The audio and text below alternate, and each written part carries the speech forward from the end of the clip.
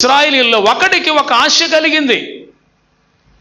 ఏంటి ఆశ అనంటే, యుద్ధము చేయొచ్చు ఒక గుడారములోకి ఇంట్లోకి వెళ్ళి ఒక 20 నుంచి 30 తులాలుగా ఉండేటువంటి ముక్కు కమ్మిని తీసుకొని ఆశపడి దాంట్లో తీసుకొని, ఆ తర్వాత మంచి సీనారు వస్త్రాలు 2 తీసుకొని దొంగిలించి, దాన్ని తీసుకోకూడదు, అవి శపించబడ్డాయని తెలిసిన ఆకాను దేవుని మాట లక్ష్య పెట్టక అందులో ఉన్న వాటిని తీసుకొని వెళ్ళి తన గుడారములో గొయ్యి తీసి దాచిపెట్టాడు. ప్రియులారా, ఒక పక్క ఇశ్రాయేలీయులు హోరాహోరీగా యెరికో ప్రాంతంలో యుద్ధం చేస్తుంటే, మరొక పక్క శపించబడిన వాటి మీద ఆశ పెట్టుకొని దేవుడిచ్చిన ఆజ్ఞను అతిక్రమించి దేవుడు చెప్పిన మాటను నిర్లక్ష్య పెట్టి దేవుడి భయం లేకుండా తాను శపించబడిన దాంట్లో కొంత తీసుకొని వచ్చి తన ఇంట్లో దాచిపెట్టుకున్నాడంట. ప్రియులారా, ఏది శపించబడిందో ఆ శపించబడిన వాటి మీద మనకి మనసు ఉండకూడదు. హల్లెలూయా. దేవుడు శపించిన వాటిని దాన్ని మరలా ఎవడు నూతన పరచలేడు. హల్లెలూయా. వన్స్ కయ్యూన్ని దేవుడు శపించాడు, వాడిని ఎవడు ఆశీర్వాదకరంగా మార్చలేకపోయాడు. హల్లెలూయా.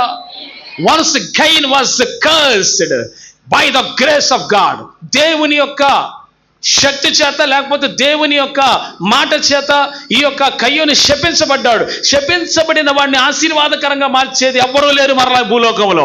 వన్స్ గాడ్ ఒకసారి శపిస్తే వాడిని పరిశుద్ధుడిగా మార్చేది ప్రపంచంలో ఎవరు లేరు, మరలా దేవుడు చేయాలి. హల్లెలూయా. కాబట్టి నీలో శపితమైనవి, దేవుడు వద్దన్నవి, దేవుడు తీసేసుకోమన్నవి ఏవైనా ఉంటే దానిని మీరు తీసేసుకోవాలి. హల్లెలూయా. అక్కర్లేనివి, దేవుడు కొనసాగించొద్దు అన్నవి, దేవుడు వద్దన్నవి మీ జీవితంలో ఉంటే దాన్ని పూర్తిగా తీసేసుకోండి అంటున్నాడు పరిశుద్ధాత్ముడు. హల్లెలూయా. ఆకాను లాంటి తప్పు చేయకండి, ఆకాను లాంటి మనసు ఉండకూడదు, ఆకాను లాంటి స్వభావం ఉండకూడదు, ఆకాను లాంటి ఆశలు ఉండకూడదు. శపించబడిన వాటి మీద నీకు దృష్టి ఉండకూడదు. శపించబడిన వాటి విషయమై ఆకాను దేవుని మాటను కూడా లక్ష్య పెట్టగా, దేవుని యొక్క ఆజ్ఞను కూడా మీరి దైవికమైన భయము లేకుండా తన ఇష్టం వచ్చినట్టు పాపం చేశాడు. అదే పొంకి నేను చేయలేదు, నేను మంచోని అన్నట్టుగా తన ఇంట్లో తీసుకెళ్ళి శపితమైంది దాచిపెట్టుకున్నాడు. శపితమైంది ఇంట్లోకి ఎప్పుడైతే తెచ్చిపెట్టుకున్నాడో అతనితో పాటు అతని ఇంటి వారందరికీ ఆ శాపాన్ని తెచ్చిపెట్టాడు. శపితమైనది నువ్వు చేయకూడదు, శపితమైనది నీ ఇంట్లో ఉండకూడదు. దేవుడు శపించినవి నీ కుటుంబంలో ఉండకూడదు, నీలో ఉండకూడదు. ఎందుకంటే యేసు రక్తము చేత నీవు కడుగబడిన బిడ్డవు, పరిశుద్ధ పరచబడిన బిడ్డవు. Hallelujah. You are clean by the holy Jesus Christ blood of. యేసయ్య రక్తం చేత మీరంతా కడగబడ్డారు కనుక శపితమైనవి మీకు ఆశ ఉండకూడదు, శపితమైన వాటిలో మీకు ప్రేరేపణ ఉండకూడదు. హల్లెలూయా. ఆకాను చేసిన పని ఈరోజు మీ దృష్టికి తీసుకొచ్చాడు అంటే మీలో ఏదో దేవునికి ఇష్టము కానివి కొనసాగుతున్నాయేమో. ఒకవేళ వాటిని తీసేసుకోమని దేవుడు చెప్తున్నాడు. అవి శపితమైన కార్యాలు కావచ్చు, వాటిని పూర్తిగా మీరు విసర్జించాలి అని దేవుడు తెలియజేస్తూ ఉన్నాడు. హల్లెలూయా. ఓ ఆకాను, నువ్వు అది దొంగిలించేటప్పుడు నీకు వెనక భార్య బిడ్డలు గుర్తుకు రాలేదా? ఓ ఆకాను, నువ్వు శపించబడిన వాటిలో పాలు పంపులు పొంది దాన్ని తీసుకొని నువ్వు శపించబడలేదా? నీ శాపం నీ ఇంటి వారి మీదకి రాలేదా? ఎందుకు ఈ పని చేశావు అంటే ఆకాను అంటున్నాడు, బొంకి నా దగ్గర ఏమి లేదని అంటాడు. దేవుడు చూడలేదా? ఇఫ్ గాడ్ నాట్ సీ, దేవుడు చూడడా? దేవుడు చూసే దేవుడు కాదా? నువ్వేం చేస్తున్నావు? దేవుడు చూడట్లేదా? దేవుడికి కనపడకుండా మనం భూలోకంలో సేవకులు కనపడకుండా నువ్వు కనపడచ్చు, లేకపోతే మంచోడిగా ఇతర వ్యక్తులు కనపడచ్చు, సంఘ బిడ్డలకు నువ్వు కనపడచ్చు, కానీ మన బతికేంటి యేసు ప్రభువు తెలీదు. హల్లెలూయా. మన క్యారెక్టర్ అంటే యేసు ప్రభువు తెలీదు. హల్లెలూయా. మనం ఎలాంటి వాళ్ళం యేసు ప్రభువు తెలీదు. హల్లెలూయా. మనము దేవుని చేత పిలువబడిన వ్యక్తులమే అయితే క్రీస్తునందు స్థిరంగా ఉంటాం. శపితమైన వాటి విషయంలో జాగ్రత్తగా ఉంటాం. ఆకాను మనకి ఈరోజు ఒక లెసన్. అతను తన జీవితంలో చేయకూడని కార్యం చేయటం వలన తన ఇంటి వారి మీద కూడా శాపం తెచ్చుకున్నాడు. అక్కడ అంటాడు ఒక శ్రేష్టమైన మాట ఉంది, మీ మధ్య శాపగ్రస్తమైనది ఒకటి కలదు అంటాడు దేవుడు. ఆ మాట నేను రాత్రి చదివినప్పుడు ఎన్నో మార్లు చదివాను, కానీ మరి ఒక ఉపదేశాన్ని దేవుడు అందులోంచి ఇచ్చాడు. శపితమైనది ఒక్కటి. ఆ ఒక్కటి ఉన్న చాలా, ఆ ఒక్కటి కొనసాగిస్తున్నారు చాలామంది. శపితమైన వాటి విషయంలో నువ్వు దాన్ని సస్టైన్ చేస్తున్నావు, అంటే దాన్ని కొనసాగిస్తున్నావు, వాటిని నివసించేలా చేస్తున్నావేమో. జాగ్రత్త. ఇది దేవుని సంఘము, పరిశుద్ధులు నివసించే సంఘము, పరిశుద్ధుడైన యేసయ్య పంపించిన పరిశుద్ధాత్మతో కడగబడిన సంఘం ఇది. నువ్వు సస్టైన్ చేసుకుంటా పోవద్దు పాపాన్ని, అది విడిచిపెట్టు. హేయమైన దానిని విడిచిపెట్టు. హల్లెలూయా. పరిశుద్ధులుగా బతకాలి. నీ హోలీ లైఫ్ సస్టైన్ చేయి. ఆకాను విషయంలో దేవుడు అస్సలు ఒప్పుకోలే. మీకు విషయం చెప్పనా, ఇన్ని వేల మంది లక్షల మంది ఉన్న ఇశ్రాయేలీల యొక్క యుద్ధానికి, వారి అపజయానికి కారకుడైన వాడు ఆకాను. వాడొక్కడు చేసిన తప్పుకి హాయి మీదకి యుద్ధానికి వెళ్ళిన వీళ్ళు హాయి మీద ఓడిపోయి వచ్చారు. హాయి చిన్న కుగ్రామం, అందులో వీళ్ళు 3000 మంది వెళ్ళినా వెనకకి తిరిగి వచ్చేసారు. ఓడగొట్టారు. హాయి చిన్న గ్రామంలో ఉన్న ప్రజలు ఇశ్రాయేలీయులను ఓడిపోయారు. చూడండి, ఓడగొట్టారు. ఇక్కడ మీరు చూస్తే మీలో అది ఉన్నంత కాలం, దేవుడు అంటాడు ఆ శపితమైంది మీలో ఉన్నంత కాలం, ఆ శపితమైంది మీ యొక్క గుడారాల్లో ఉన్నంత కాలం మీరు గెలవలేరు, అలాగని నేను మీకు తోడుగా ఉండను అంటాడు. శపితమైంది మీ యొద్ద నుంచి తొలగించుకునేదాకా నేను మీకు తోడై ఉండను అని అంటాడు. అంటే దేవుడు శపితమైంది మన జీవితంలో, అపవిత్రమైంది మన జీవితంలో ఉంటే దేవుడు మనకి తోడై ఉండడు. దేవుడు తోడై ఉండాలంటే శపితమైనవి మనలో ఉండొద్దు. ఆవిడ బల్ల తీసుకోకుండా, ఈ సహోదరుడు బల్ల తీసుకోకుండా కొన్ని దినాలుగా కొన్ని నెలలుగా దూరంగా ఉంటున్నాడంటే వాడు ఏదో లోపం ఉన్నట్టే. ఈ బల్లకు దూరం అయిపోయాడంటే ఏదో తేడా ఉన్నట్టే. నాకు తెలిసిన ఒక దైవజనుడు ఉన్నాడు. ఆ దైవజనుడు ఒక అక్రమ సంబంధం పెట్టుకున్నాడు ఒక ఆమెతో. సంఘానికి వచ్చేటువంటి స్త్రీతోనే అక్రమ సంబంధం. ఇవి చెప్పుకోవడానికి చాలా భయంకరంగా ఉన్నాయి, ఆయన చెప్పక తప్పట్లేదు. బల్లకు దూరంగా ఉన్నాడు, వేరే పాస్టర్ కనిపిస్తే బల్ల ఇప్పిస్తున్నాడు తప్ప ఏం తీసుకోవట్లేనే అట్లా. కొంతకాలానికి తప్పు బయటపడింది, సర్వనాశనం అయిపోయింది చర్చి. సంఘానికి వచ్చే వాళ్ళైనా సేవకులైనా మనమందరము దేవునికి దృష్టికి శపితమైన వాటిలో ఏ విషయంలో కూడా మనం పాలు పంపులు పొందకూడదు. అది దేవుడి చిత్తమై ఉన్నది. ముందు కాన్షియస్లోకి రండి. ముందు అవి మనం చేయకూడదని ఒక విధానంలోకి రండి. హల్లెలూయా. దేవుడు ఏదైతే మనకి సెట్ చేశాడో హోలీనెస్, దాంట్లో మీరు సస్టైన్ అవ్వాలి. దాంట్లో మీరు కొనసాగాలి. హల్లెలూయా. ఇక్కడ మీరు గమనించండి, దైవిక భయం ఉంటే ఇలా పాపం చేస్తాడా? దైవికమైనటువంటి డివైన్ ఫైర్నెస్ లేని వాళ్ళే కదా ఇలాంటివి చేసేది. దైవిక రోషం ఉన్నవాడు పాపం చేయడుగా. హల్లెలూయా. అందరు ఇక్కడే ఉన్నారా? స్తోత్రం చెప్పాలి దేవునికి. హల్లెలూయా, హల్లెలూయా, హల్లెలూయా. మీరంతా చాలా మంచోళ్ళండి, కాకపోతే ఏంటంటే స్పందించాలి, దేవునికి స్పందించాలి. హల్లెలూయా, స్పందించాలి. స్పందిస్తే ప్రభు పరిశుద్ధాత్ముడు ఆనందిస్తారండి. ఆయన మీరు స్తుతించేవారైతే ఆనందిస్తాడు ఆయన. హల్లెలూయా. మీరు పాపాలు ఒప్పుకొని విడిచిపెట్టే వాళ్ళైతే ఆనందిస్తాడు ఆయన. తిట్టుబాటు చేసుకునే వాళ్ళైతే సంతోషిస్తాడండి ఆయన. హల్లెలూయా. ఇక్కడ చూడండి, ఈయన అది దొంగిలించేటప్పుడు ఆజ్ఞ గుర్తుకు రాలేదా? అశపితమైన దాన్ని ముట్టుకునేటప్పుడు దైవిక భయం రాలేదా? నేను మీకు ఒకటే చెప్తున్నాను, పాపం చేసేటప్పుడు దేవుడు గుర్తుకురాడా? అబద్ధం ఆడేటప్పుడు యేసుప్రభు గుర్తుకురాడా? అన్యాయంగా ప్రవర్తించేటప్పుడు మనకి యేసుప్రభు గుర్తుకురాడా?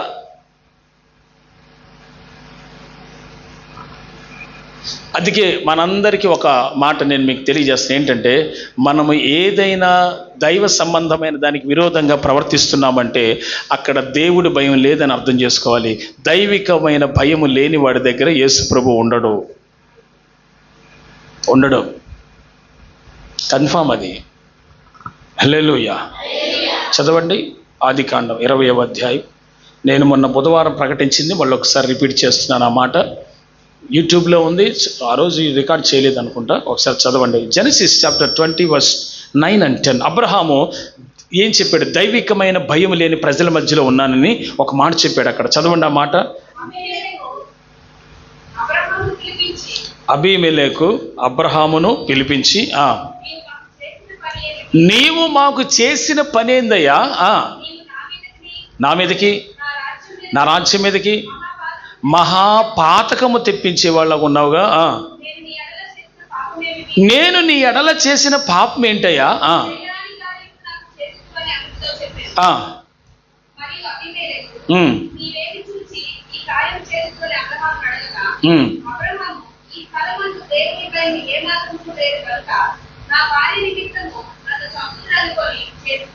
చాలు, తల్ల పైకి ఎత్తండి అందరూ, హల్లెలూయా చెప్పండి. అబ్రహాము, నవ్వి చూస్తూ వినాలి. అబ్రహాము గెరారు దేశంలో ఉన్నప్పుడు, అంటే ఐగుప్తు దేశంలో ఒక భాగం, అక్కడ ఉన్నప్పుడు అబీమెలెకు అనబడేవాడు ఒక రాజుగా ఉన్నాడు. ఈయన కనాను దేశానికి వెళ్ళకముందు తనత కాని దేశంలో ఐగుప్తులో పరదేశిగా ఉన్నాడు, పరదేశిగా ఉన్నాడు. ఆ టైంలో వేరొక వాళ్ళ శత్రువులు వచ్చి, అంటే ఐగుప్తులో ఉన్న సైనికులు వచ్చి అబ్రహాం భార్య అందంగా ఉండడం చూసి ఈమెను ఎత్తుకొని పోతారని, లేకపోతే ఈమె విషయమై ఈమె అందం గురించి, లేకపోతే ఈమె ఇంత గొప్పగా ఉంది కనుక నేను భర్త నేను తెలిస్తే ఈమె కోసం నన్ను చంపేస్తారేమోనని భయపడిన వాడై అబద్ధం చెప్తాడు, చెల్లెలేని అబద్ధం చెప్తాడు. ప్రియులారా, ఆ మాట అబద్ధం చెప్పినప్పుడు అక్కడ ఈ విషయం ఏంటంటే, ఎందుకు అలా చెప్పాల్సి వచ్చింది నేను అంటాడు. ఎందుకు అక్కడ నేను అలా చెప్పాల్సి వచ్చింది అని అంటాడు. ఎందుకు చెప్పాల్సి వచ్చింది అబ్రహాం అలాగా అనంటే, ఆ ప్రజల పట్ల, ఆ ప్రజలకి దైవికమైనటువంటి భయం లేదంట. చెప్పండి, ఎవరికి ఏ భయం లేదు?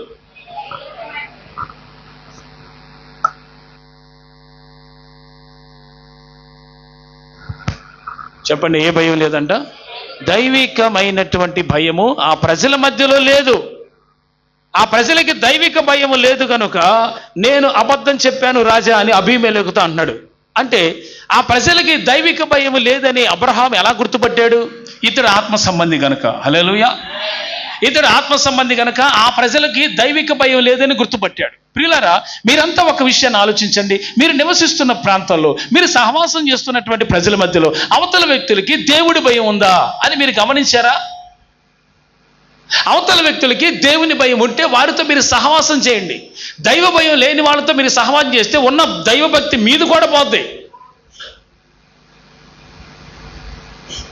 జారులతోనూ, విగ్రహారాధికులతోనూ, విచారులతోనూ, లోక సంబంధమైన వాటిలతో మీరు సహవాసం చేయకుండా ఉండటమే మంచిది. వారితో సహవాసం ఎలా చేస్తాం? దైవికమైన భయం ఉన్నవాడు, దేవుల్లో ఉన్నవాడు, భయభక్తులు కలిగి ఉంటాడు కనుక, పాపం చేయడు కనుక వారితో సహవాసం చేస్తే మీకు మేలు. వీళ్ళు పాపాత్ముల కాదా, మంచోళ్ళ కాదా, వీళ్ళు చెడ్డవాళ్ళు ఏంటని గుర్తుపట్టగలగాలి కదా. అబ్రహాం అంటాడు, ఈ ప్రజలకి దైవికమైన భయం లేదని నేను అలా చెప్పాల్సి వచ్చింది. అంటే ఏం చేస్తారు వీళ్ళు? ఖచ్చితంగా అబ్రహాం భార్యని చంపేస్తామో, లేకపోతే అబ్రహాం చంపేసి శారను తీసుకుపోవటమో ఏదో ఒకటి చేస్తారంటాడు. అంటే దైవికమైన భయము లేకపోతే ఏదో ఒక అనర్థం జరిగిద్ది. మీరంతా ఒక మాట గమనించండి, జాగ్రత్తగా వినండి బిడ్డలారా. నేను చాలా ప్రేమపూర్వకంగా చెప్తున్నాను, బట్ దైవికమైన రోషంతోనే చెప్తున్నాను. ఏంటంటే, మీరు దేవుడంటే భయభక్తులు లేకపోతే ఖచ్చితంగా ఏదో ఒకటి నష్టపోతారు. మీరు దైవభక్తి కలిగి ఉండాలి. చాలా చాలా అంటే చాలా మార్పులు రావాలి. చాలా మార్పులు రావాలి ఈ సంఘములో. దేవుడంటే చాలా మార్పులు రావాలి సంఘములో. నీకు నిజంగా దైవభక్తి ఉంటే నువ్వు ఉపవాస ప్రార్థన మానేస్తావా? మాట్లాడాలి. నిన్నే చెప్పాను నేను మీకు, మిమ్మల్ని సూటిగా ప్రశ్న అడిగేది ఆదివారం, మీరు దొరికేదే ఆదివారం. ఈ చేపలన్నీ బొట్టలో పడేదే ఆదివారం. మిగతా రోజులన్నీ యేసు ప్రభుకు కూడా దొరకట్లా. మీరు నవ్వుతున్నారు కానీ నా గుండెలో ఆవేదన ఉంది. అది ఏమిటంటే, ఎందుకు కన్నీరు కార్చడానికి సంఘము ప్రార్థనకి రావట్లేదు? ఎందుకని ఉపవాస ప్రార్థన అంత ఈజీగా ఎలా అసలు ఉపవాస ప్రార్థన లాస్ చేసుకుంటున్నారు? మీకు దైవిక భయం ఉందా?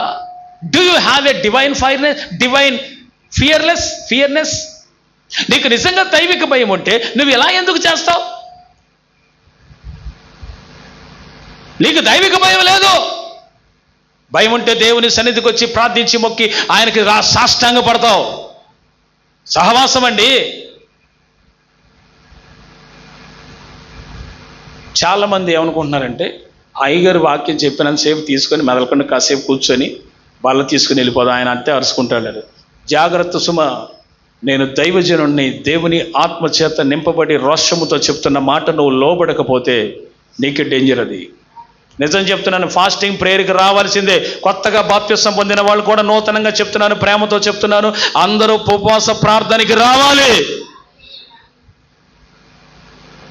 ఫాస్టింగ్ ప్రేయర్లో ఉంటేనే మీ ఆత్మీయ జీవితం సస్టైన్ అవుద్ది, కొనసాగించబడుతుంది. అది ఫైర్నెస్గా ఉంటుంది, అది రోషంతో మండుద్ది. హల్లెలూయా. ఏసారి ఏదైనా దైవజనుడు ఏదైనా మాట చెప్తే మీరు ఫాస్టింగ్ ప్రేయర్లు రమ్మనే చేత మిమ్మల్ని డబ్బులు అడిగామా, కోట్లు అడిగామా, మిమ్మల్ని ఏమైనా అడుగుతున్నామా? నీకు దైవభక్తి ఉందా లేదా ఇందులో తెలిసిపోతుంది కదా.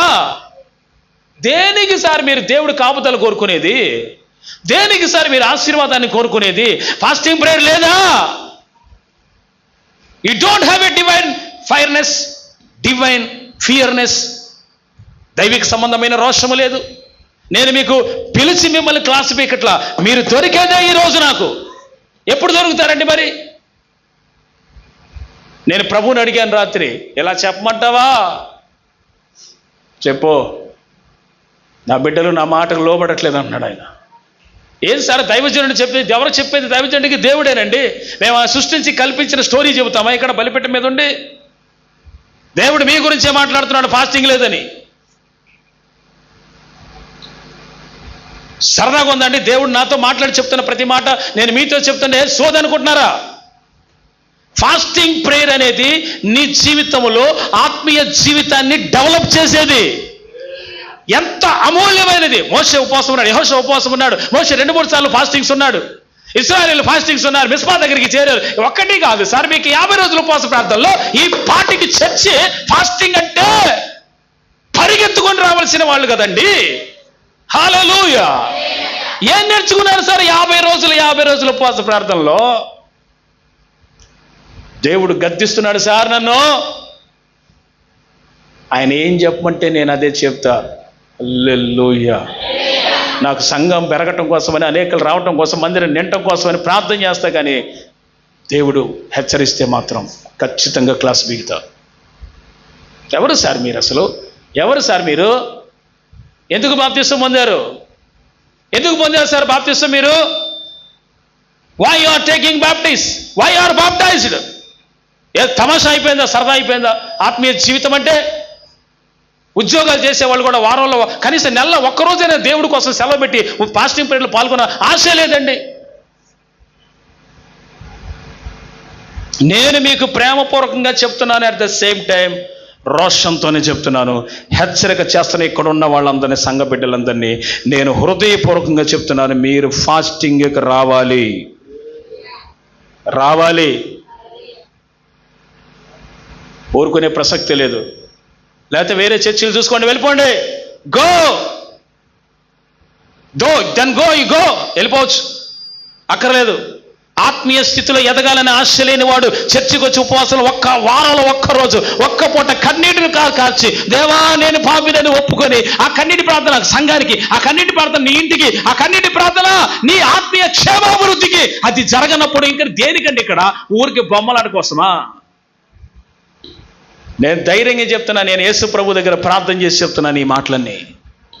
ఊరికే కాదు, రాత్రి అంతా ప్రార్థన చేశాను, ప్రభు ఏం చేయమంటావు?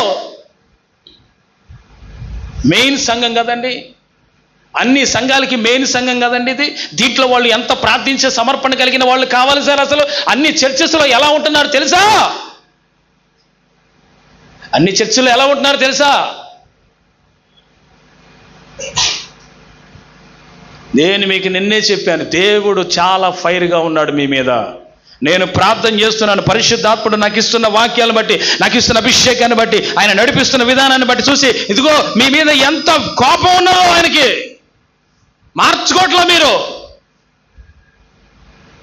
జాగ్రత్త, ప్రతి ఒక్కరికి దైవజనుడికి హెచ్చరిక చేస్తా ఉన్నా. ఆత్మచేత అభిషేకించబడిన వాడవే, ఓ ఆగ్రహంతో చెప్పట్లా, పరిశుద్ధాత్మతో నింపబడిన వాడినే చెప్తున్నాను ఈ మాట. I am fulfil the Holy Spirit. Complete గా పరిశుద్ధాత్మ చేత నింపబడిన వాడనే మాట్లాడుతున్నాను ఈ మాట. మీకు ఉపవాస ప్రార్థనలో రాకపోతే మేలు జరగదు, స్పిరిచువల్ గా ఎదగలేరు. ఏంటమ్మా ఎందుకు పొందారు బాప్తిసం? మరి ఎందుకు పొందారయ్యా పురుషులు? అసలు కుదరదా? డివైన్ ఫైర్నెస్ ఎప్పుడు నిలుస్తుందంటే నువ్వు ఉపవాసంలో ఉంటే నిలుస్తుంది. బైబిల్ ఫాస్టింగ్కి చాలా ప్రాముఖ్యత ఇచ్చింది. నీ లైఫ్లో ఉపవాసం కూడా చాలా ప్రాముఖ్యమైనదై ఉండాలి. దానికోసం అసలు ఎదురు చూడాలి ఆ దినం ఎప్పుడు వస్తుందా అని. అది సార్ భక్తి అంటే.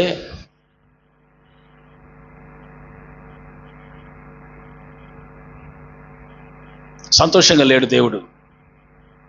నేను ప్రార్థన చేసుకుంటా ఉన్నాను. ఒకవేళ నువ్వు దేవునితో గడిపే వ్యక్తి అయితే నిజంగా నువ్వు కూడా అడుగు, దేవుడిని ఏం చెప్తాడు నీకు చెప్తాడు దేవుడు. నువ్వు ప్రార్థనలో గడిపే వ్యక్తి అయితే నీతో మాట్లాడతాడు దేవుడు. అసలు ఈ సంఘం గురించి మాట్లాడతాడు దేవుడు. ఏంటని ఈ పాస్టర్ గారు ఆవేదన ఏంటో నువ్వు అడుగు, దేవుణ్ణి అడుగు. పాస్టర్ గారు ఇట్లా మాట్లాడాడండి ఆదివారం, ఏంది ప్రభు అసలు మా సంగతి ఏంటి, మా సంఘ పరిస్థితి అడుగు. నువ్వు ప్రార్థనలో కూర్చో. నీతో మాట్లాడకపోతే చెప్పకపోతే అప్పుడు అడుగు. నాకు బయలుపరిచిన దేవుడు నీకు బయలుపరచడా? నాకు చెప్తున్న దేవుడు నన్ను నడిపిస్తున్న దేవుడు నీకు నడిపించడా? దైవిక భయం ఏదండి? దైవిక భయం ఏది? ఉపవాస ప్రార్థనకి రారు, సంఘారాధనకి సమయానికి రారు. అన్ని లోపాలే, అన్ని లోపాలే. ప్రభు మిమ్మల్ని దిద్దుబాటులోకి తెచ్చునుగాక. ఆమేనని చెప్పండి. హల్లెలూయా. ఒక శపితమైన దాని విషయమై ఒక్కడు దొంగిలిస్తే మిగతా వాళ్ళందరిని ఆపేసి వాళ్ళెవరికి విజయం ఇవ్వలేదే దేవుడు. ఒక్కడు దొంగిలిస్తే మిగతా వాళ్ళకి ఎవరికి విజయం ఇవ్వలేదే. ఆ శపితమైంది నీలో నుంచి తొలగిస్తేనే తప్ప నేను మీకు తోడై ఉండను అంటున్నాడే. అంటే ఎంత ప్రాముఖ్యంగా ఇస్తున్నాడు దేవుడు. ఒక్కడు కూడా అపవిత్రంగా ఉండటానికి వీలేదు. ప్రతి ఒక్కరు పరిశుద్ధంగా ఉండాలని ఆయన కోరుకుంటుంటే నువ్వు ఇంకా శపితమైన దాని మీద దృష్టి పెట్టేవింటి. ఆకాలు ఎందరో ఉన్నారు చర్చెస్లో. ఆకాలు నశించాలి. ఒక్కళ్ళన్నా ఆమెనన్నారే చూడండి, అందరు ఆకాలను అనుకుంటా. అందుకే ఒక్కళ్ళు కూడా ఆమెను అంటలేదు. ఆకాలు నశించాలి. సర్వశక్తి గల దేవుడు మీతో సూటిగా మాట్లాడుతున్నాడు. శపితమైన దాని మీద నీ దృష్టి ఉండకూడదు. నీ ఇంట్లో కూడా ఉండకూడదు. అసలు శపితమైంది నీ దేహంలో ఉండకూడదు. హల్లెలూయా. అరే చిన్నదాన్ని బట్టి ఏమైంది సార్ అని అనుకుంటారు చాలామంది. ఎందుకా ఏమైద్దా? వాడెవడో దొంగిలించిపోయి గుడారంలో పెట్టుకుంటే యెహోషువ అంటాడు, ఈ జనమందరినీ నువ్వు పరిశుద్ధపరచమయ్యా అంటాడు. హల్లెలూయా. ఆడెవడో దొంగిలిస్తే ఆడిని పరిశుద్ధపరచమంటలా, మిగతా వాళ్ళందరినీ పరిశుద్ధపరచు అంటాడు. అంటే వీడు ఒక్కడి వల్ల వాళ్ళందరికీ ఏమొచ్చింది? శాపం, అపవిత్రత. చదవండి, ఆ మాట కంటిన్యూషన్ చేయండి. వచ్చిందా లేదా చదవండి. యెహోషువ గ్రంథము 7వ అధ్యాయమేనా తీసింది ఇందాక? యెహోషువ గ్రంథము 7వ అధ్యాయము 14 చదవండి.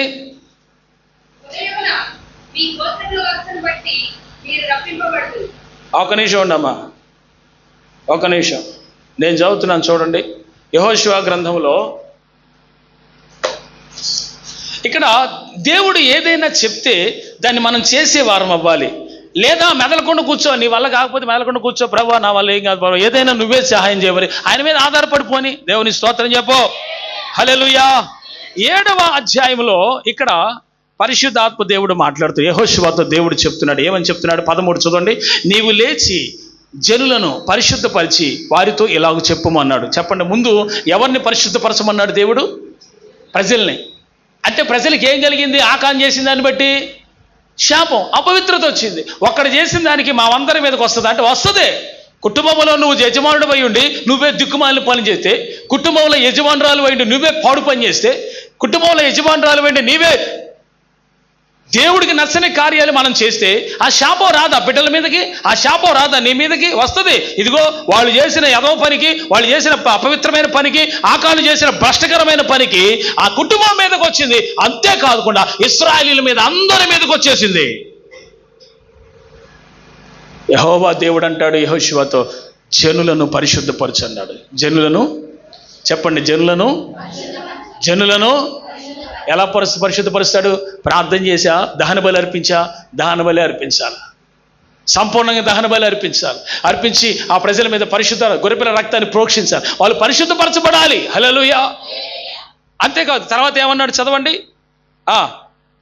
నీవు లేచి జనులను పరిశుద్ధపరచు, వారితో ఇట్లా చెప్పుము, రేపటికి మిమ్మల్ని మీరు పరిశుద్ధపరచుకునుడి. హల్లెలూయా.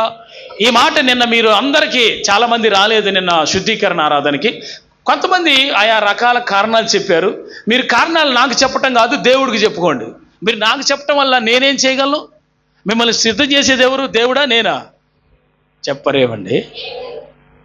ఎవరు సిద్ధం చేసేది? కొంతమంది కొంచెం బలమైన కారణం. నాన్న ఇంకో మైకులో సెల్సేసి నాన్న కొత్తగా దీంట్లో కింద పడి పాడైపోయింది, త్వరగా వేయాలను. నావే చూస్తూ వినండి.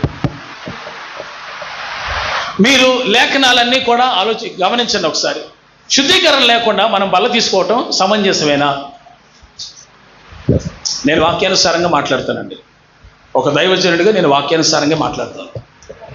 మీ ప్రాబ్లమ్స్, మీ సమస్యలు మీకున్నాయి, నేను కాదంటలా. కానీ వాక్యానుసారంగా మిగతా వాళ్ళు కొంతమంది ఆయా వాళ్ళు అసలు బాగుండి కూడా రాలేదు. కరెక్ట్ కాదు కదండి. కరెక్టా అండి? మీరు చెప్పండి. మీరు ఏమనుకోవద్దు, చెప్పండి. ఏమండి, నేను ఒక దైవజనుడిగా హెచ్చరిక చేయాలి అన్ని విషయాల్లో.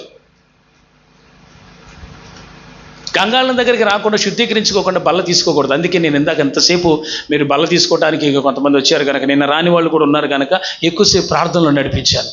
ఎందుకు? సిద్ధపాటు కోసం.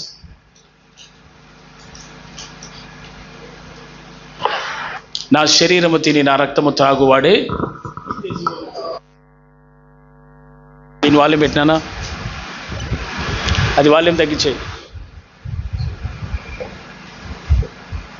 నా శరీరము తిని నా రక్తము త్రాగువాడే నిత్య జీవం కలవాడని. ఇప్పుడు నిత్య జీవం రావటం కోసమే మీరు ఎక్కడ తప్పిపోకూడదని, మీరు ఎక్కడ బలహీనపరచబడకూడదని, ఒకవేళ సిద్ధపాటు లేకుండా తీసుకుంటే ఎక్కడ మీకు రోగాలు వస్తాయని, ఎక్కడ బలహీనపరచబడతారని ఒకలాంటి ఆవేదన ఉంది నాకు. అందుకే నేను గట్టిగా చెప్పేది, అమ్మ అట్లా కాదురా, ఇలా రండి, అలా కాదు ఇలా చేయండి, ఇలా చేయండి, తప్పకుండా రావాలమ్మది. హల్లెలూయా.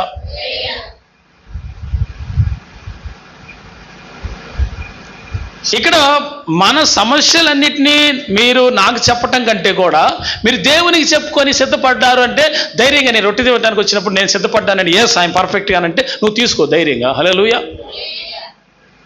నీకు ఆ డేర్నెస్ ఉంటే తీసుకో, నువ్వు సిద్ధపడితే తీసుకో. కానీ నా ధర్మం ప్రకారం నేను ఏం చెప్పాలా? మీరు ఖచ్చితంగా శుద్ధీకరణలో పాల్గొనాల్సిందేనమ్మా అని చెప్పాలి. హల్లెలూయా. ఆమేన్ అని చెప్పరే. హల్లెలూయా. లెట్స్ ఇప్పుడు మీరు చదువుదాం ఆ లేఖనాన్ని. యెహోషువ గ్రంథంలో 7వ అధ్యాయంలో 13వ వాక్యంలో పరిశుద్ధాత్ముడు ఇలా రాయించాడు. ఏంటది అని అంటే చూడండి, నీవు లేచి జనులను పరిశుద్ధపరచుము, రేపటికి మిమ్మల్ని మీరు చెప్పండి పరిశుద్ధపరచుకోవాలి. జనములు చేసిన అపరాధాన్ని బట్టి ఇక్కడ యెహోషువతో దేవుడు అన్నాడు వాళ్ళని పరిశుద్ధపరచున్నాడు. అలాగే నీవు వారిని పరిశుద్ధపరచున్నాడు. ప్రియులారా, పరిశుద్ధపరచబడకుండా మనం కొనసాగలేం. పరిశుద్ధపరచబడకుండా మళ్ళీ తీసుకోకూడదు. ఏమో పోయిన నెల నుంచి ఈ నెల వరకు మీరు ఎలా ఉన్నారో నాకు తెలియదు, యేసు ప్రభువుకు తెలుసు. మీరు ఏ మాట వలన దూషించారు? ఎవరినైనా అనరాని మాట అన్నారేమో, పోనీ ఏ విషయంలోనైనా చెడ్డ చూపులు కానీ, చెడ్డ మాటలు కానీ, చెడ్డ క్రియలు కానీ, చెడ్డ నడవడిక కానీ ఉందేమో. వాటి గురించి మీరు గంగాళం దగ్గరికి రావద్దా? శుద్ధీకరించుకోవద్దా? శుద్ధీకరించుకున్న తర్వాత ఇక్కడ అదే అన్నాడు, పరిశుద్ధపరచబడాలి. ఏదైనా అపవిత్రత ఆపాదించబడింది అంటే నీవు పరిశుద్ధపరచబడాలి అని వాక్యం తెలియజేస్తుంది. The scripture says.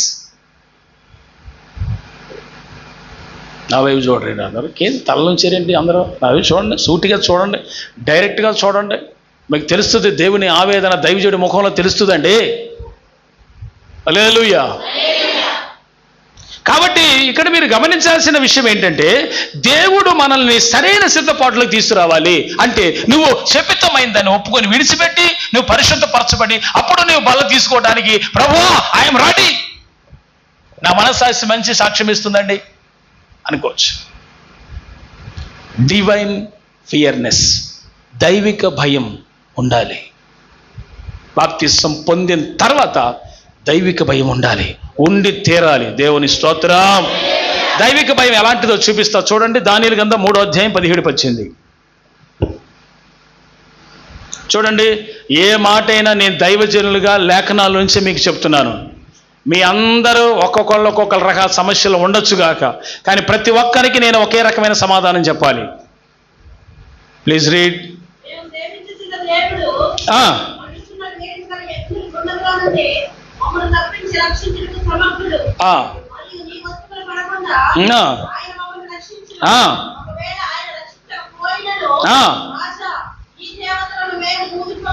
ఏంది సార్ అసలు ఆ డేర్నెస్ స్పీచ్ అసలు? హల్లెలూయా. అసలు ఆ ధైర్యంతో బోధిస్తున్నాడు సార్. ఎవరికో తెలుసా? రాజుతో మాట్లాడుతున్నారు. ఎవరు? షడ్రక్ మేషక్ అబేద్నెగోలు. మా దేవుడు మమ్మల్ని కాపాడటానికి రాకపోయినా నీ దేవతలకైతే నమస్కారం చేయవురా అన్నారు. దేవుని స్తోత్రం చెప్పు. ఏ రేంజ్ సార్ అసలు భక్తి అంటే? హల్లెలూయా. వాళ్ళు దేనికి భయపడ్డారో చెప్పండి ముందు. అసలు వారిలో ఉన్నదేంటో చెప్పండి. దేవుడు ఏదైతే చెప్పాడో ఆ కార్యం మనం చేయాలరా, చేసి నిరూపించాలి. దాని విషయమే మనకి సావు వచ్చినా పర్వాలేదు అంటాడు. హల్లెలూయా. దాని విషయమే చచ్చిపోవడానికి అవకాశం వచ్చింది. ఇప్పుడు చంపేస్తాడు రాజు అని తెలిసిన, రాజు చంపేస్తాడని తెలిసిన చచ్చిపోవడానికి ఇష్టపడ్డాడు తప్ప ఆ నిలబెట్టిన పత్రిక నమస్కారం చేయలే. హల్లెలూయా. రాజుతో అంటున్నాయి, కూర్చో అనకుండా నన్ను డిస్టర్బ్ చేస్తూ ఉంటారు ఏంట్రా మీరు? ఎవరు కదలద్దు, కూర్చోవాలి అట్లా. రాజుతో ఏం చెప్తున్నాడు తెలుసా? ఈ రాజుతో నీ దేవతలకు నమస్కరించాల్సిన అవసరం మాకు లేదని అంటున్నాడు. ఏం చేస్తావో చేసుకోపో అన్నట్టుంది. హల్లెలూయా. ఒక్క మాటలో చెప్పాలంటే ప్రియులారా, అంటే వీళ్ళు భయపడింది ఎవరికో తెలుసా? దైవికమైన భయం కలిగిన వాళ్ళు కనుక దేవునికి భయపడ్డారు. అమ్మో ఇలాంటివి చేస్తే నా తండ్రికి నచ్చవు, ఇలాంటివి చేస్తే నా తండ్రికి నచ్చవు కనుక నేను దానికి విరోధంగా నేను చేయకూడదు. ఏది అనుకూలమో నా తండ్రి చేయమన్నాడు, అదే నేను చెయ్యాలి. హల్లెలూయా. చంపితే చంపవా, గుండం 7 అంతలు పెంచావా, పెంచితే పెంచుకో. నా దేవుడు రక్షించడానికి సమర్థుడు. కాకపోయినా రక్షించడానికి రాకపోయినా మేము చచ్చిపోతాం, కానీ నువ్వు చేసే పని మేమెందుకు చేస్తామే? నీ పనికి నీవు చెప్పమన్న నమస్కరించమన్న దానికి మేమెందుకు నమస్కరిస్తామయ్యా? చేయమా పని. వీడికి ఇంకా కోపం వచ్చింది. నిజంగానే అగ్నిగుండంలో వేసాడు. యేసుప్రభు వచ్చి కాపాడాడు. దేవుని స్తోత్రం చెప్పాలి. ఈ యేసుప్రభు వచ్చి కాపాడాడండి. 4వ వ్యక్తిగా ఆయన వచ్చి నిలబడ్డాడు. వాళ్ళ కట్టేసిన తాళ్ళు కాలిపోయినాయి కానీ వీళ్ళు కాలిపోవాలి లోపల. అది మరి సెట్టింగ్ అంటే. అట్లా సెట్ చేస్తాడు ఆయన. నువ్వు నిలబడి మరి ఆయన కోసం. దైవిక భయం ఉంది కనుకనే వాడు నిలబెట్టిన ప్రతిమకి నమస్కారం చేయలేదు. దైవిక భయం నీలో ఉంటే at the same time divine fireness అంటే దైవిక రోషము కూడా నీకు ఉండాలి దేవుని కొరకు నిలబడే విషయంలో.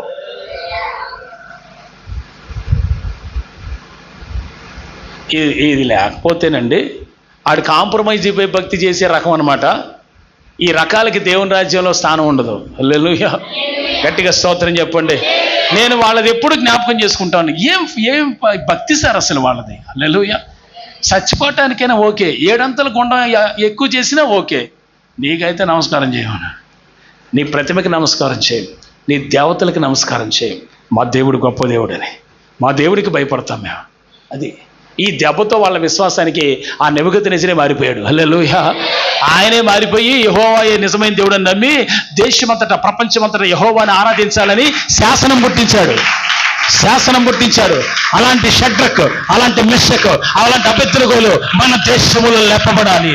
అలాంటి భక్తి గల వాళ్ళు మన సంఘములో లేపబడాలి.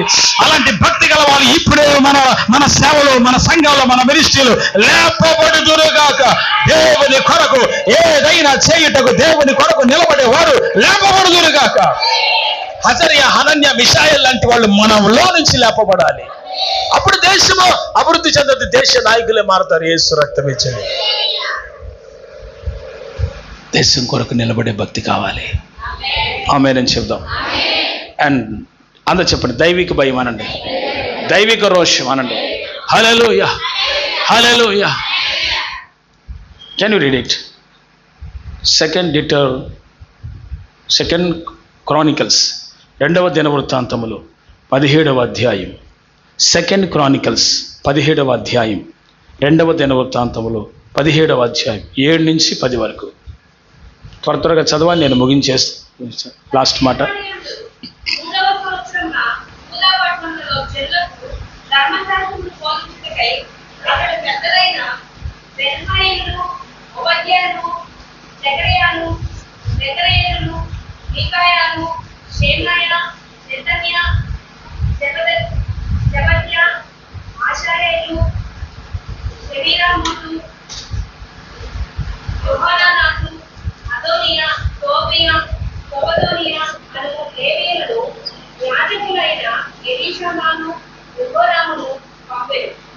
వారు యెహోవా ధర్మశాస్త్ర గ్రంథములు చేతపుచ్చుకొని యూదా వారి మధ్య ప్రకటన చేయుచు, యూదా పట్టణం అన్నిటిలో సంచరించుచు జనులకు బోధించు.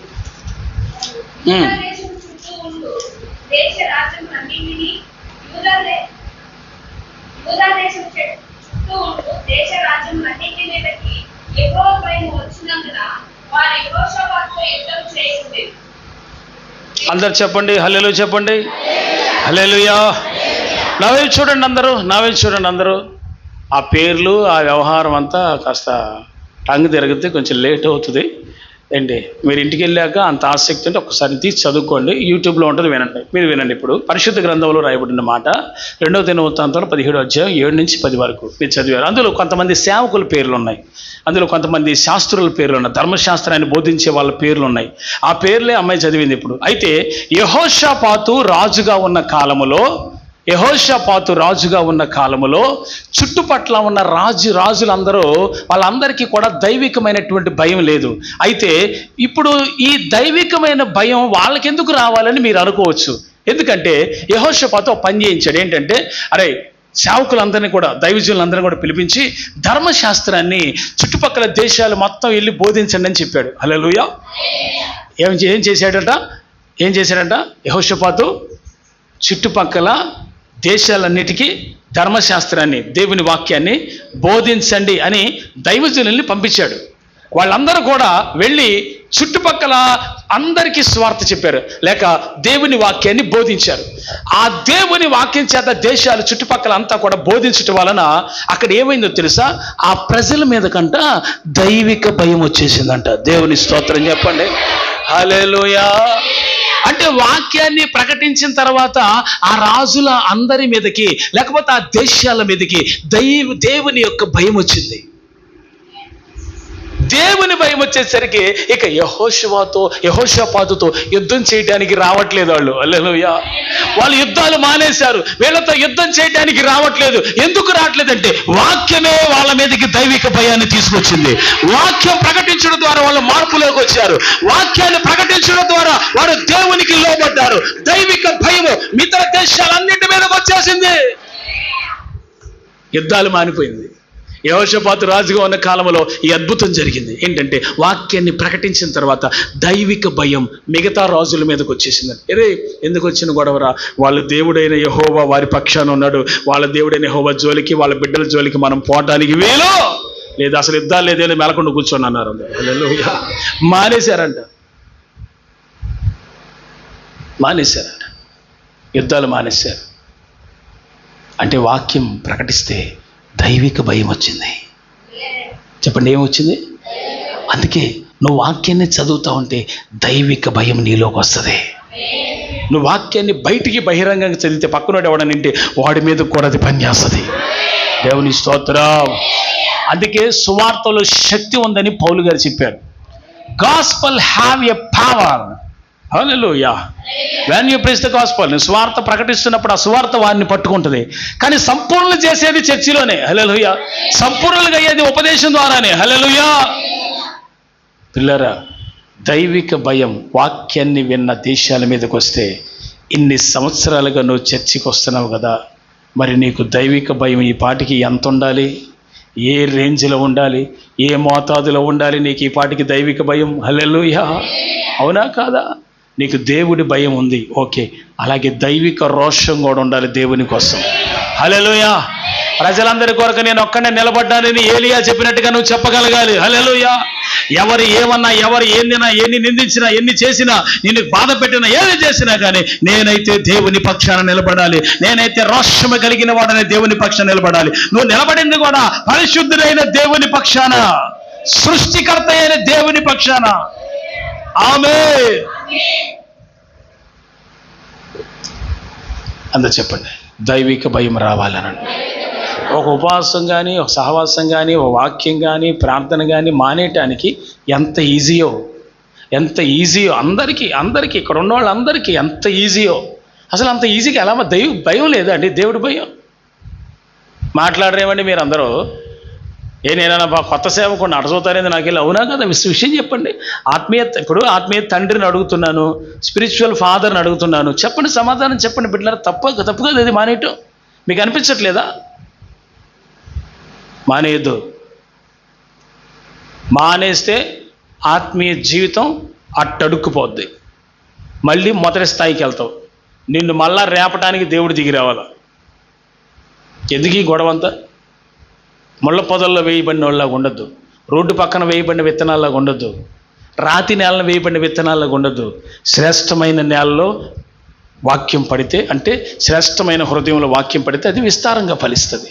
మీరంతా కూడా నిజంగానే చాలా చాలా విషయాల్లో మార్పులు తెచ్చుకోవాలి. చాలా నిజంగా అంటే మీరు చాలా మార్పులు తెచ్చుకోవాలి. లేకపోతే కుదరదండి దేవుడి దగ్గర.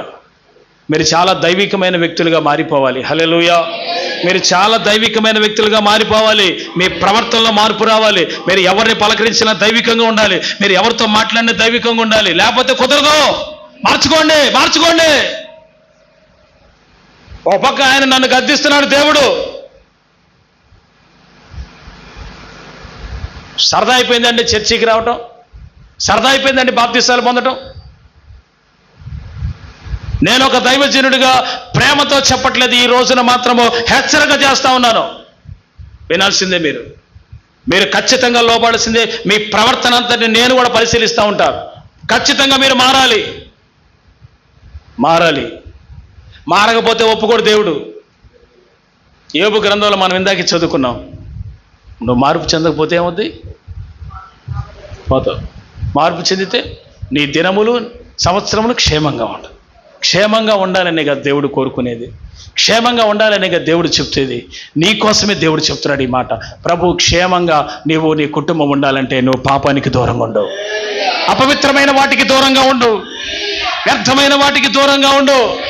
నీవు పరిశుద్ధపరచుకో. దేవుని చేత పరిశుద్ధపరచబడాలి, నీవు కూడా పరిశుద్ధపరచుకోవాలి. ఆమేనని చెప్పండి, గట్టిగా చెప్పండి.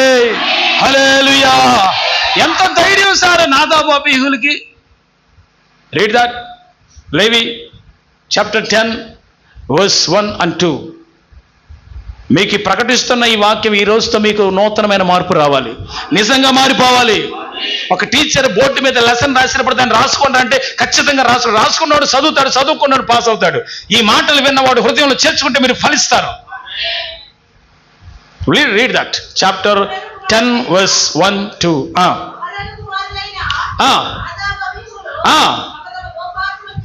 తమ ధూపార్తులు తీసుకొని వాటిలో నిప్పులుంచి వాటి మీద ధూపద్రవ్యము వేసి యెహోవా తమకు ఆజ్ఞాపించని, చూడండి, యెహోవా తమకు ఆజ్ఞాపించని వేరొక అగ్నిని ఆయన సన్నిధికి తేగా యెహోవా సన్నిధి నుండి అగ్ని బయలుదేరి వారిని కాల్చివేసేలో వారు యెహోవా సన్నిధిని మృతి పొందిరి.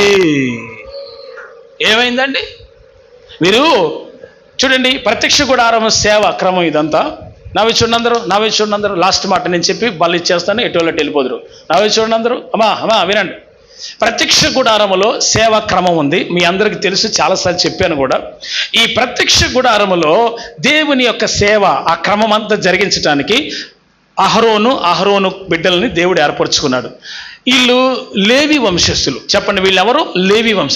దేవుడు సేవకి ఏర్పరచుకున్నాడు కదా, సేవకి నిన్ను నీ పిల్లల్ని ఏర్పరచుకున్నాడు కదా, వేరొక అగ్ని తీసుకురావచ్చా ధూపవేదిక మీదకి?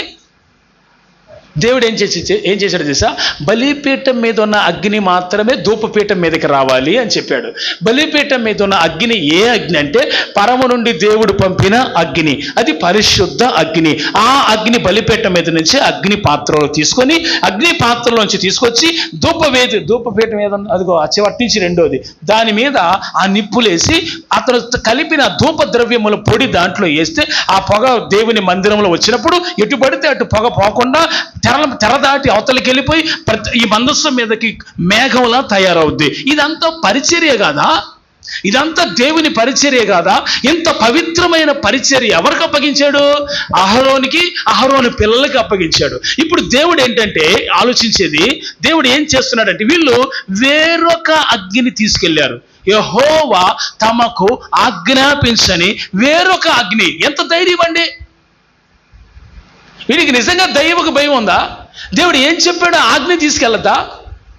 మాట్లాడరే, అవునా కదా? నాదాబు అబీహులు కాదులేండి, నాదాబు అబీహుల గురించి చెప్తున్నాను. దైవిక భయం ఏదండి అసలు వీళ్ళకి? దేవుడైన యెహోవా ఆజ్ఞాపించని వేరొక అగ్నిని తీసుకెళ్ళడం ఎంత ధైర్యం సార్?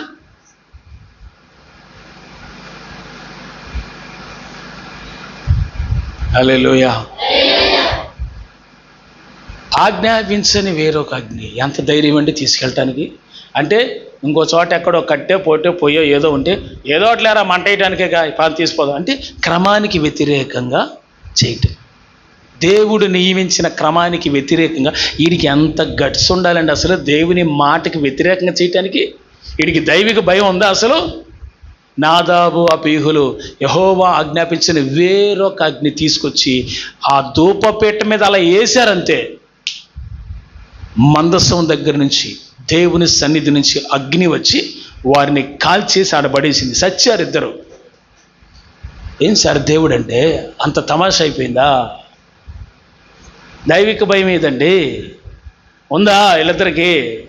నేను వీళ్ళిద్దరి గురించి అంటున్నా, మీరు అనుకునేరు ఏమండి? ఉందా వీళ్ళిద్దరికి దేవుడి భయం? దేవుడి భయం ఉంటే నువ్వు దేవుడికి వ్యతిరేకమైన చేస్తావా? హల్లెలూయా. దేవుని స్తోత్రం చెప్పట్లేదు. ఇవాటికి ఇదే వాక్యం. మార్పు చెందకపోతే ఏం లేదుగా, పొట్టును కాల్చేన్నాడు కాల్చేస్తారంట ఆరని అగ్నితో. అది నీకు మేలే.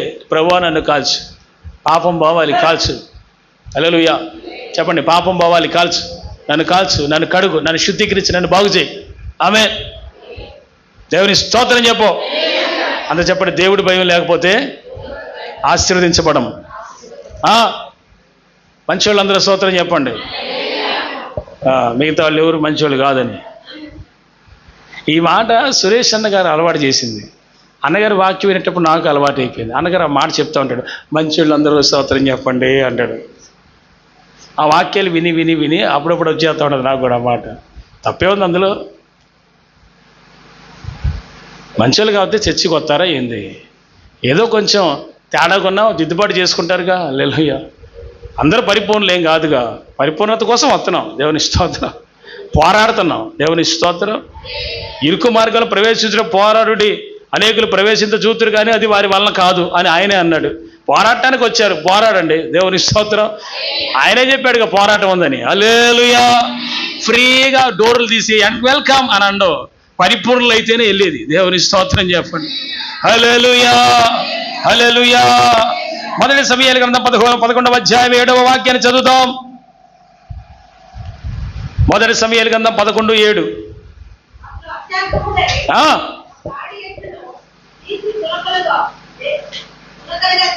కాడి ఎడ్లను తీసి తునకలుగా చేసి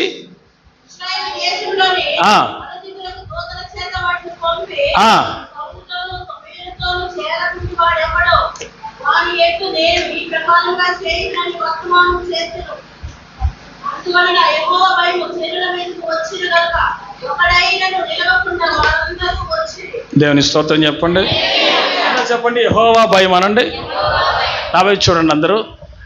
నాహాష్ అనబడినటువంటి ఒక వ్యక్తి అమోనీయులు ఆ దేశం వాళ్ళది. ఇశ్రాయేలీయుల మీదకి అంటే యాబేష్ గిలాదు వారిని బెదిరించారు. మీరు చచ్చిపోతారు అబ్బాయి, మేము వచ్చి మిమ్మల్ని చంపేస్తాం అని అన్నారు. నా వైపు చూడండి అందరూ. మీరు వాక్యం వినాలా. నాహాష్ అనబడినటువంటి వ్యక్తి అమ్మోనీయుడు. ఇతడు యాబేష్ గిలాదు వారిని బెదిరించాడు. మీరు నిజంగా చచ్చిపోతారు, మేము వచ్చి యుద్ధం చేస్తాం మీతో అని. వీళ్ళు యుద్ధం జరిగిద్ది, మేము ఎప్పుడైతే అయిపోతాం ఇక ఆ నాహాష్ వచ్చాడంటే మా పని అయిపోద్ది అనుకున్నారు వాళ్ళు. ఆ సంగతి గిబియాలో ఉన్నటువంటి దేవుని పిల్లలకు కూడా తెలిసింది, అందరికీ తెలిసింది. వాళ్ళు కూడా ఏడుస్తున్నారు. ఈలోపు సౌలుకు కూడా తెలిసింది. సౌలు కూడా ఏమన్నాడంటే, ఎందుకు మీరు అంతా ఎడుతున్నారంటే, ఇదిగో ఇట్లా నాహాష్ వచ్చి మా మీద యుద్ధం చేయడానికి వస్తున్నాడు, మేమంతా ఏం చేయాలో అర్థం కావట్లేదు, అందుకే మేము బాధలో ఏడుతున్నామనంటే, యెహోవా ఆత్మ సౌలు మీదకి బలముగా దిగిరాగా, యెహోవా ఆత్మ సౌలు మీదకి దిగిరాగా కాడి ఎడ్లను అతడు అత్యాగ్రహుడై అన్న చోట డివైన్ ఫైర్నెస్ అంటే దైవిక రోషం. అది చెప్పండి ఏంటది? దైవిక రోషంతో ఏం చేశారంటే కాడి ఎడ్లను తునకలుగా చేసి నలుదిక్కులకు పంపించాడు.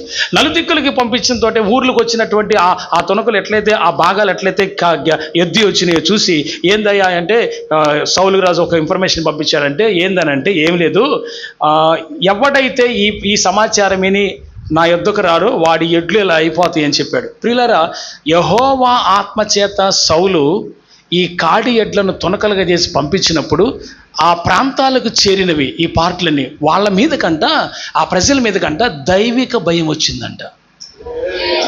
ఏం భయం? ఎందుకు వచ్చిందో చెప్పగలరా? ఎందుకు వచ్చిందో చెప్పగలరా? యెహోవా ఆత్మ చేత నింపబడిన సౌలు ఆత్మ నడిపింపుతోనే ఎడ్లను కట్ చేసి ఆ ఎడ్లను అక్కడికి పంపించడం, ఆ ఊర్లో ఉన్న దేవుని బిడ్డలందరూ కూడా దాని గురించి భయపడి యెహోవా భయం వాళ్ళందరి మీదకి వచ్చేసిందంట. అంటే ఆత్మ వలనే జరిగింది ఇది. చెప్పండి, దేని వలన జరిగింది? దేవుని ఆత్మ వలనే ఈ కార్యం జరిగింది. లేకపోతే జనం మొత్తం వస్తారా? అందరూ వచ్చారంట. దైవిక భయం రావాలండి. వాక్యం వింటున్నాం, దైవిక భయం రావాలి.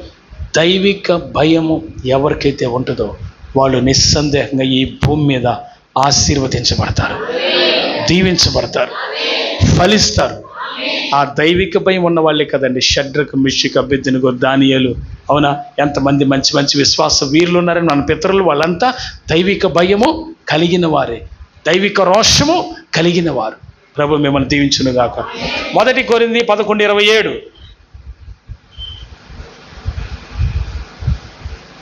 కాబట్టి ఎవడు అయోగ్యున్న ప్రభు యొక్క రొట్టె విధించినో, లేక ఆయన పరత్తులోని ద్రాక్షలో వాడు ప్రభు యొక్క శరీరము